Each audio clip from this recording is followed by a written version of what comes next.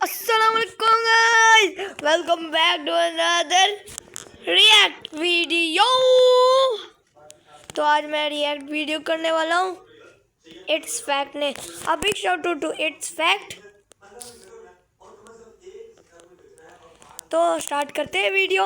Cartoon देखते समय आपने इन बचकानी मिस्टेक्स को नोटिस ही नहीं किया होगा, जिसे जानने के बाद आपको यकीन ही नहीं होगा कि ये कैसे हो गया। इंडिया में जो आप मैगी या ओरियो जैसी चीजें खाते हो, इनका प्राइस बाहर के देशों में जानने के बाद आप अपने आप को बहुत लक्की फील करने लग जाओगे। इस छोटे से काजू में ऐसा क्या था कि ये आदमी पाकिस्तान का बॉर्डर क्रॉस करके इंडिया में काजू लेने आ गया। और ये कौन सी कंपनी है जिसकी लापरवाही की वजह से आप साफ हवा में रह पा रहे हो? भाई वीडियो ना शॉकिंग फैक्ट से भरा हुआ है, तो इस वीडियो को एंड तक देखना। और अभी तक चैनल को सब्सक्राइब नहीं किया तो और क्या गाइस कर आप रहे भी हो करें, यार? चैनल को लाइक एंड करके सब्सक्राइब और बेल आइकन को दबाएं। जरूर दबा देना। क्यों नहीं दबाते आप? अगर आपके पास इंडिया में कार है तो ये काफी रेयर बात है। आप नहीं मानोगे, लेकिन पूरे इंडिया में बस 4% इंडिविजुअल के पास एक कार है। और अगर फैमिली के हिसाब से देखें तो इंडिया में बस 7.5 से 8% लोगों के पास फैमिली एक कार ओन करती है। तो अगर आपके पास कार है तो आप अपने आप को बहुत लकी समझो। नंबर 14, ये सीधा साई-फाई मूवी से आया हुआ टैंक लगता है, और ये है कोरिया का K3 टैंक। जब ये चलता है तो ये एकदम साइलेंट लगता है, और इसके लिए इसका स्टेल्थ काफी इम्प्रेसिव है। और इसके साथ ऊपर जो बॉडी है वो भी काफी अच्छे से कैमोफ्लेज कर सकती है। आपको देखकर नहीं लग रहा?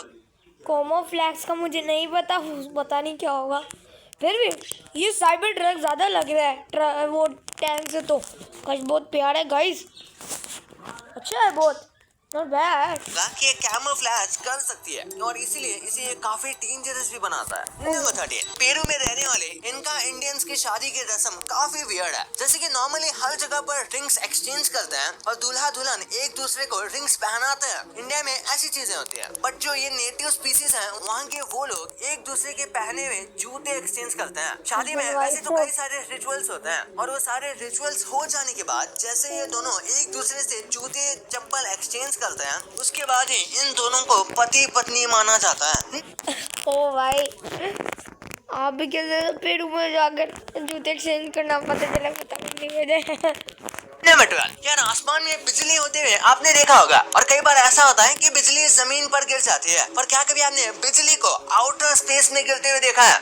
नहीं। तो ये देखो, ये है ब्लू जेट, और इसे ये नाम एस्ट्रोनॉट और साइंटिस्ट ने दिया। कितना प्यारा है गाइस, ओए ओए ओए कितना प्यारा है,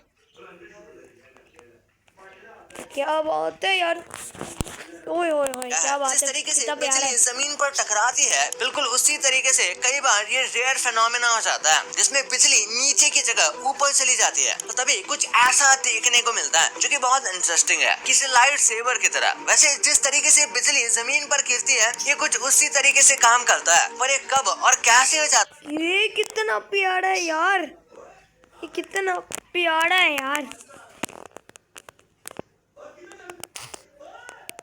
कितना प्यारा है यार। ये काफी अनप्रेडिक्टेबल है। नंबर 11, ये फिशरमैन करोड़ों का मालिक बनते रह गया। ये हमेशा की तरह फिशिंग करने गया था, लेकिन एक बार इसके हाथ में बहुत बड़ी मछली लग गई, और ये देखकर ये बहुत खुश हुआ। एक्चुअली में ये मालियन फिश है जो बहुत कीमती है, और ये बहुत ज्यादा स्पीड से तैरती भी है, जिस वजह से इसे पकड़ना बहुत मुश्किल होता है। लेकिन सबसे खास बात यह है कि ये मछली की कीमत $2 मिलियन है, यानी कि इतने सौ।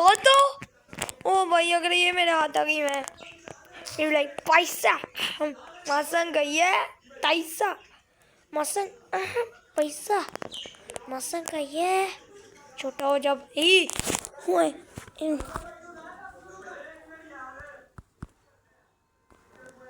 अबे यार, करीब 16 करोड़ रुपए से भी ज्यादा की। पर इसने तो इस मछली को अपने गांव वाले के साथ काट के मस्ती से खा लिया। अब इसने सही किया या गलत, कमेंट करके आप बताओ। ये वीडियो शायद आपने भी सोशल मीडिया पर देखा होगा, जिसमें मैंने तो नहीं देखा ये।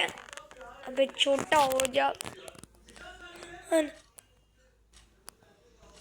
ओ भाई ओ से हाँ बस ठीक है। लेकिन क्या जा रहा है कि ये ग्लास का नहीं, बना हुआ मैंने तो ड्रेस है नहीं और ये देखा उस सबसे सोशल ज्यादा मीडिया में। महंगा है। ग्लास के बने हुए ड्रेस पर ये दोनों ही बातें गलत हैं। सबसे पहले ये पूरे ग्लास से नहीं बना होता है, क्योंकि ग्लास की ऐसी प्रॉपर्टी नहीं होती, ये बात हम सब जानते हैं। लेकिन इसमें एक ग्लास का एसेंस जरूर है और ये बहुत इंटरेस्टिंग ड्रेस लगता है दिखने में। इंडिया बनाए सिर्फ काजू के लिए इस आदमी ने बॉर्डर क्रॉस कर दी। दरअसल ये आदमी इंडिया और पाकिस्तान के बॉर्डर के पास रहता है, पर ये उस पार्ट में रहता है जहाँ बॉर्डर थोड़ा फ्रेंडली है और यहाँ पर चीजें उतनी हीटेड नहीं होती। और इसलिए जब इस आदमी को पता चला कि इंडिया में काजू का दाम पाकिस्तान से सस्ता है, तो फिर इसने पैसे बचाने के लिए बॉर्डर क्रॉस कर दी, क्योंकि इसे काजू सस्ते में लेना था। और कमाल की बात तो यह है कि इसने ये कर भी दिया। दोनों देशों की इकोनॉमी डिफरेंट है, इसी वजह से भले ही ये इतने पास है, लेकिन फिर भी दोनों जगह के प्राइसेस में फर्क आता है।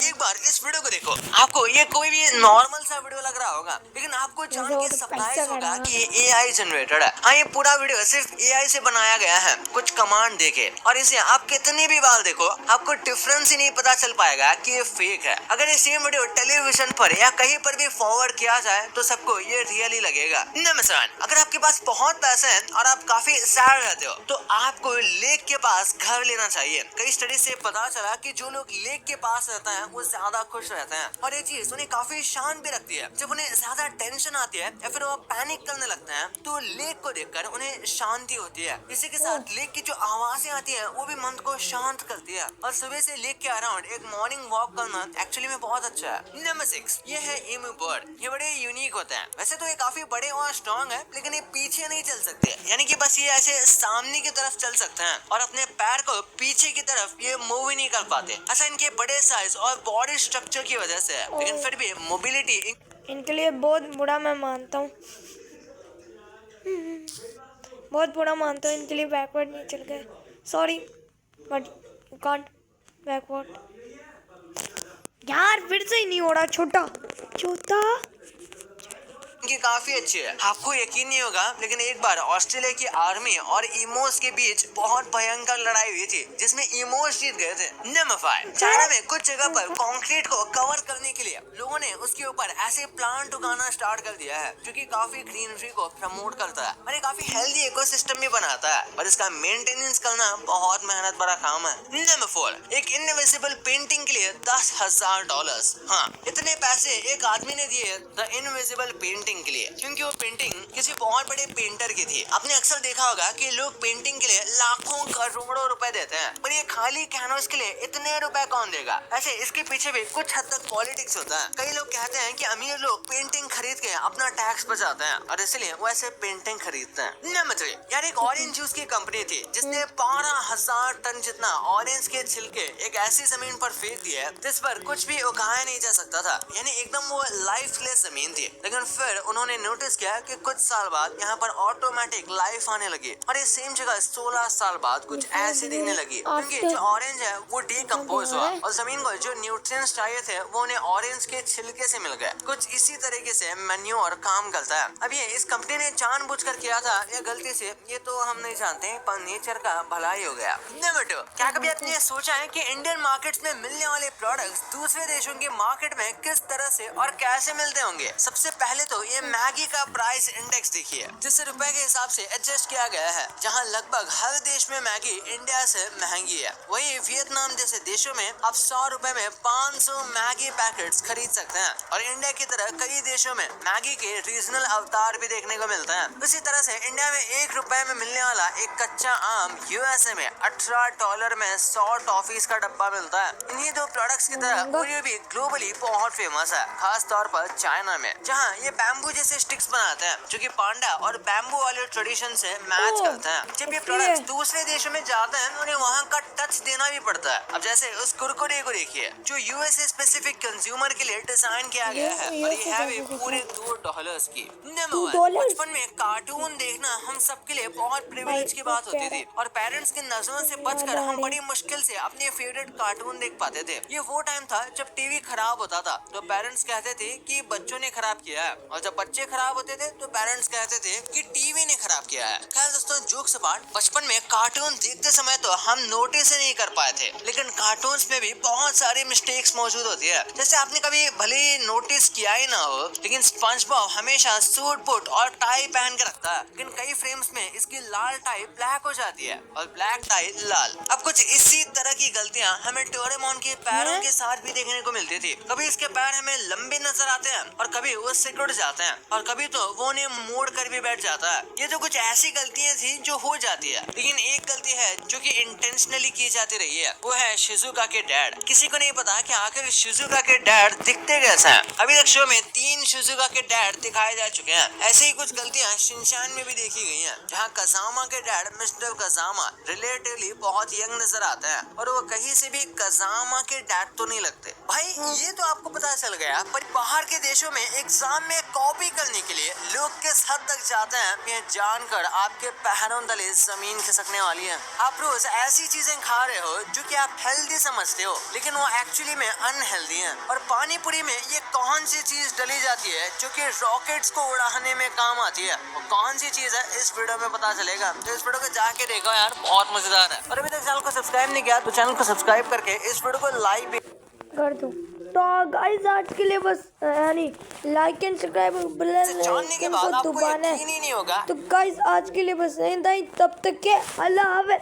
तो मैंने क्या अगली वीडियो में गाइस बाय बाय।